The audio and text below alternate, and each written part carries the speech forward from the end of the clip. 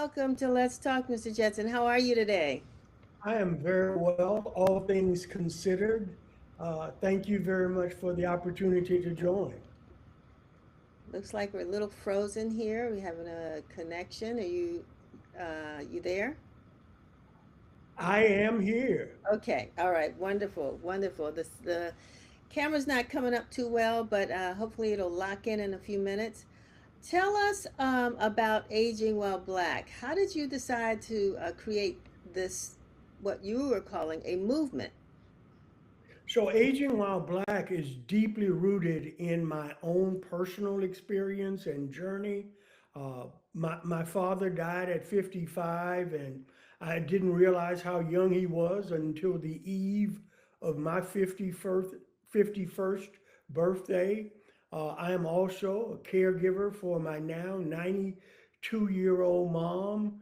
Uh, I have reached my 70th birthday.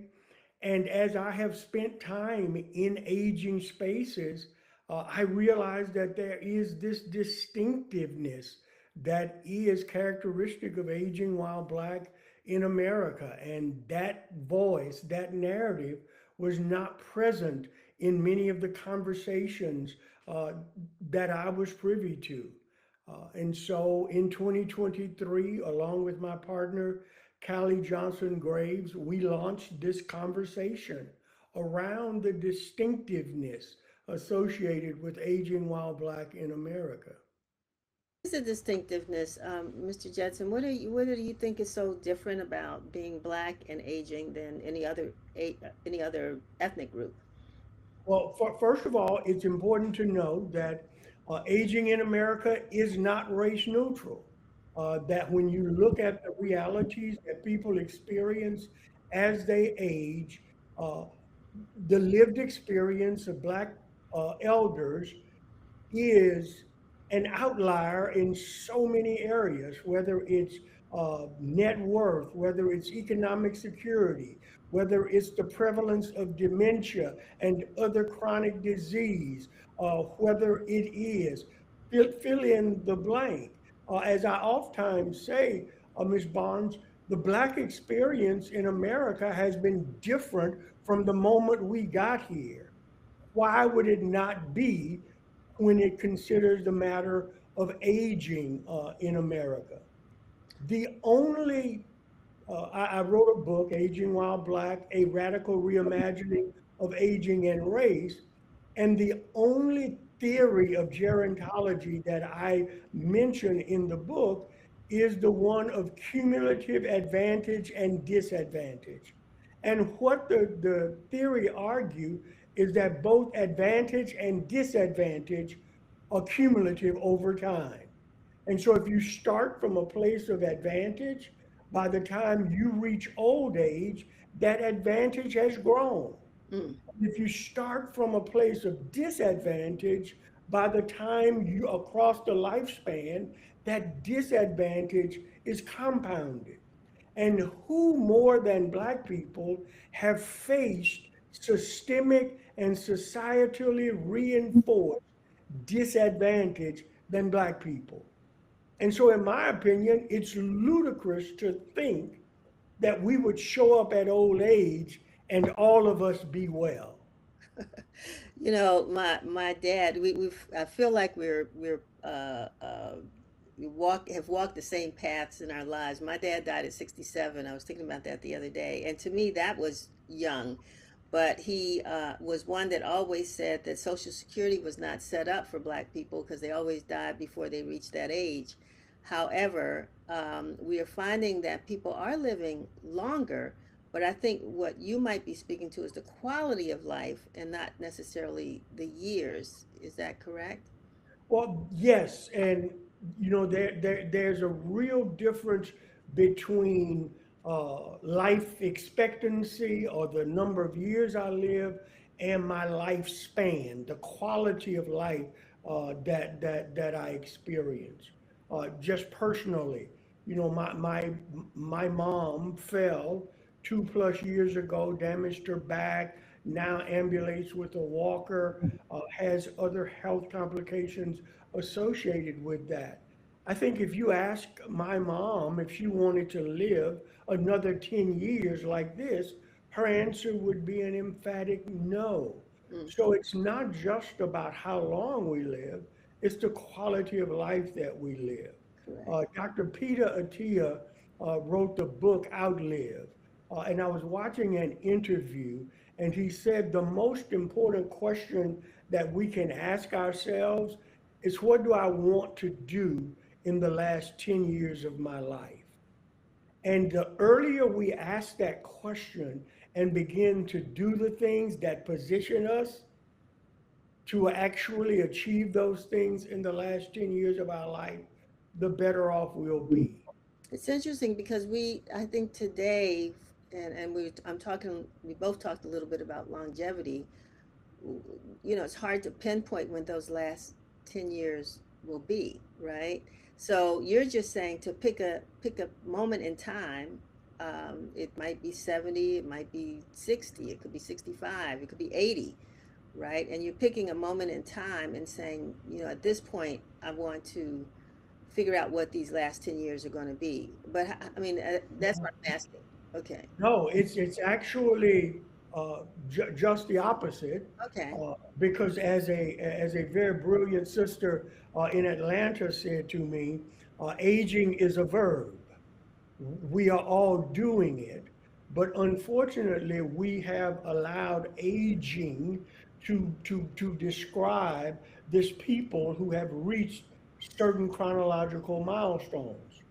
What I argue is that at 25, it would be helpful to ask, what do I want to be able to do the last 10 years of my life? Hmm. Whether that's from 70 to 80, 80 to 90, 90 to 100, what do I want to be able to do and to begin to live, plan, uh, design, learn, execute so that I'm actually in a position to do that. I don't think we can wait until later in life. As a matter of fact, one of the this radically reimagined perspectives on Black aging that we put forth is that it can't just be about the silent generation or baby boomers, that we have to begin to look at aging as this collective experience that happens across the lifespan so that we connect and capitalize on the benefits, the skills, talents, and abilities that every generation brings to our collective well-being. So that's a good idea. I mean, to plan that last 10 years. But are there other tools that you recommend or suggest when you speak to folks? And I assume I have you talked about Atlanta. I know you're going to different places around the country talking to folks about this. But what is the, I guess, the deepest message you try to get to folks to help them to begin to think of aging as not a negative, but it's a verb, like you said, it's something we're all doing. But what is that one or two things that you think people ought to do besides planning those last 10 years? So that the Aging While Black, the movement, is Mm, built upon three pillars. The okay. first is recalibrate the village. And the assertion there is that the infrastructure that supports Black life is ill-equipped for the sea change in aging that has already happened. And so the anchor institutions in Black life, it's imperative that we begin to rethink how we exist and how we present based upon the significant number of older Black adults who are going to show up in our spaces, whether that's a congregation, a mosque, a Greek letter organization, a business. We need to really think about what that village looks like in 2026 and beyond. The second pillar is embracing innovation and rapid change. We are in a world that is increasingly digital. How do we capitalize on that capacity to improve the quality of life and connectivity of older Black adults? And then the third pillar is leaning into the spirit of Sankofa. If we're going to have this reservoir of experienced, accomplished older Black people in our families, in our neighborhoods, in our communities. How do we maximize the benefit of that to strengthen not only our present, but the future of Black people in America? And so that's the heart of the Aging While Black movement. The fundamental argument that we make is that we are going to have to radically shift the narratives about Black aging and the ecosystem that supports aging in America, because much like your father said about Social Security, we are aging in systems that were not designed with us in mind. That was the question. That's exactly where I was going to go next. I mean, we have a mayoral election that's coming up here in Washington D.C. A lot of positions are opening up, and people are running for offices.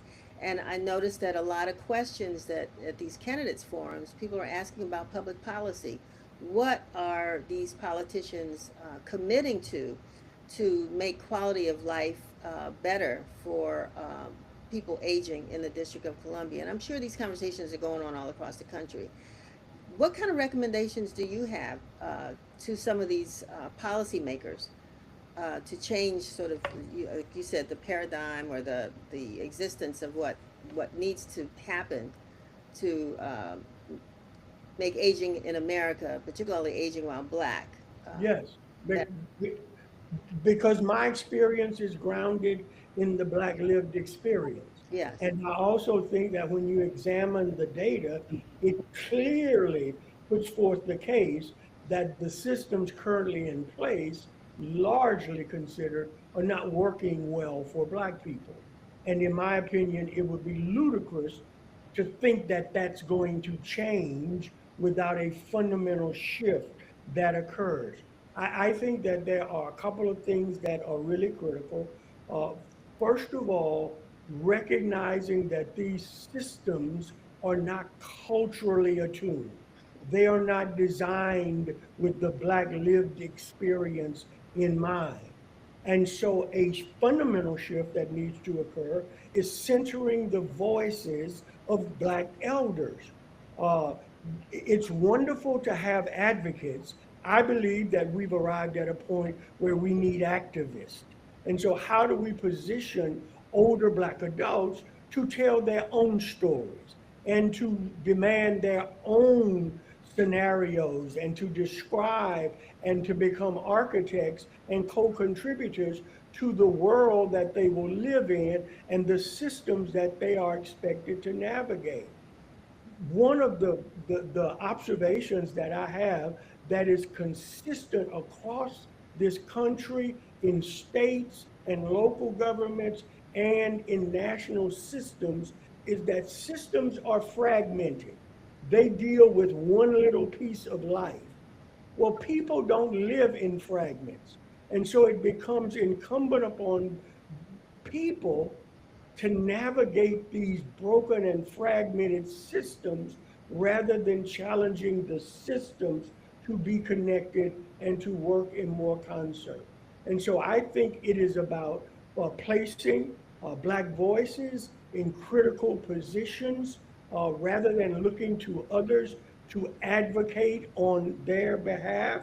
You know, there are lots of folks, many of them well intentioned, who are advocates for Black elders.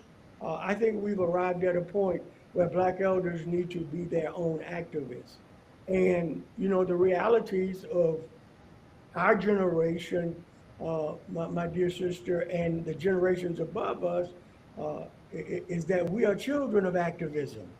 We understand what these moments demand and require of us, and that is a fundamental shift that has to happen.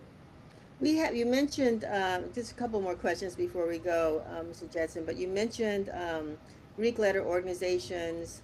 I know a lot of people are members of quote unquote, AARP, different organizations, church organizations that I think support um, the elders in the community and and advocate on their behalf. But Is Aging While Black one of those institutions that people can become a part of? You know, is there a membership, or when you say a movement, how do people connect to this so that they can become those advocates for themselves? So they can go to agingwhileblack.co, and there is an opportunity to connect with us. And also on June 17th, we are having a national convening where we are bringing together folks from Washington, D.C. to Los Angeles, from Chicago to Atlanta, and that we've connected with. We work in what we describe as two dimensions, the horizontals, where we create virtual platforms focused on caregiving, economic security, connectedness and wellness, and policy. We also work vertically, so we are active in Chicago, Denver, Los Angeles, the Bay Area, where we are building networks of folks. We have a wonderful hub of people focused on public policy in Washington, D.C. We are inviting everyone to come to this space so that we can connect, know who's in our communities, and begin to build these communities where we can activate ourselves in a similar way. There isn't a membership, there's an opportunity to connect and to be a part of the movement. And where is this event going to take place? It is a virtual one. And so if you go to agingwhileblack.co, you will see an opportunity to register for the June 17th virtual. It's described as the network convening. So, But also on the website, you can look at the work that we are doing in these areas and connect with us. So you can join in. For example, one of the conversations around caregiving or wellness and social connectedness or economic security or policy, if these are things that are of interest to you. ultimately, Mr. Jetson, what is it that hope this movement will accomplish? I mean, I know it's multifaceted, but name, one or two things that you think uh, engaging in this movement will achieve. One, we want to be constructive disruptors of the status quo as it relates to aging in America and the ecosystem that supports aging in America.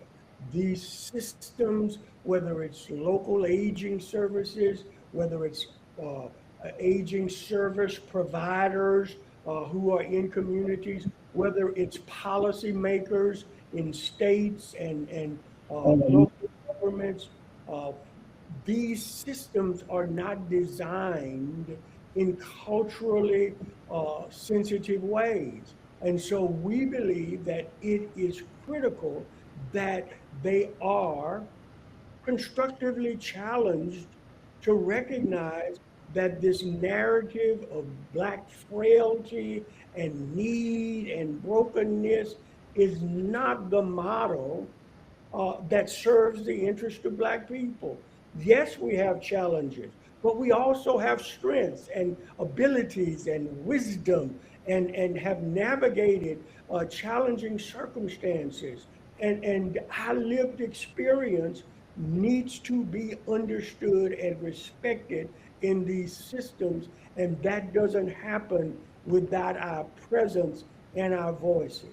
And so if we are wildly successive or successful, places where decisions are made will be filled with the voices of Black elders co-creating the world they want to live in. And my last question, Mr. Jetson, is places where our elders live or in their, many of them are in their homes, right? Yes. And so, what is there anything in the movement that talks about how, because there's some cultural things that we've lost, right, by being here in this place, that people that look like us in other countries have adopted. You talked about Sankofa. What would one thing you would say, just even within the home, should people pay attention to achieve where you want the movement to go? What is it that we should do individually? Rediscover intergenerational conversations. Hmm. Get to a place where we have family, neighborhood conversations that include the elders and the young. In my office, I have a picture of my great grandparents, and I write about them early in the book. I grew up next door to my great grandparents. Some of the most important lessons that I learned in life, I got sitting on their front porch, listening to them talk, and at family gatherings where they were sharing the stories of our family and how to thrive in the midst of challenging situations. We can't afford to be separated by generations and by age. Mm. These times are too serious, and the strengths that we all bring together are too potent to be left aside. And so, rediscover how to connect across the generations is a simple but potent strategy that we can all employ. Mr. Jetson, I want to thank you so very much for being with us. That couldn't have been a better way to start, even though, it's like Black History Month. Older Americans Month is a month, but this is a movement. This is a 365-day movement of Yes. embracing our elders. And I can't think of a better way that we could have at least sparked that conversation with you than here today. And so I appreciate you being with us. Let me ask you the last question. I'm like the Baptist preacher right now. I got one more. Your book, how can people get that book?